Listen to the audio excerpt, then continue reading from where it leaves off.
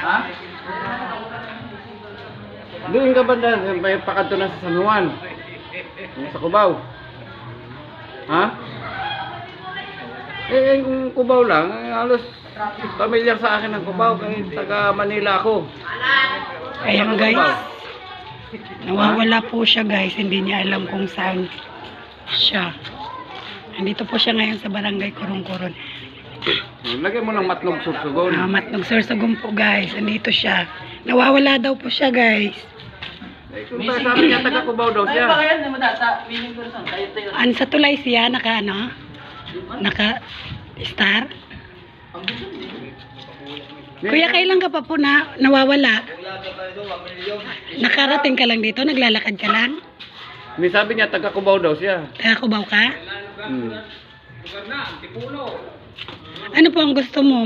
Makabalik ka? Saan ka po ngayon?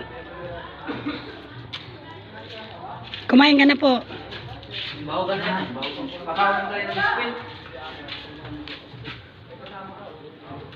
Di, alalahanin mo lang tayo para makauwi ka sa Oh, isipin mo po.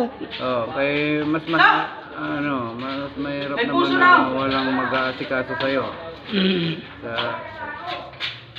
Lalo na't may edad na kayo, kailangan na alagaan na kayo. Ha? 4 na taon ka ng pag-alagala? Ha? 4 na taon ka na. Ay, ibig sabihin ng pamilya mo, hindi mo na alam kung buhay pa o ano. Ano ng mga apelyido na tay? Ha? Ha? Kiro? Ha? Ha? Ano apelyido tay? Wala ka bang papel dyan na may mga sulat man lang sa bulsa mo? Wala ka pong wallet na dala? Ayan. Ay! Ayan guys, ang dala-dala niya guys. Hindi yan, yung galing sa inyong bahay. Oh. Naglalakad ka lang po, papunta dito? Ha, kuya?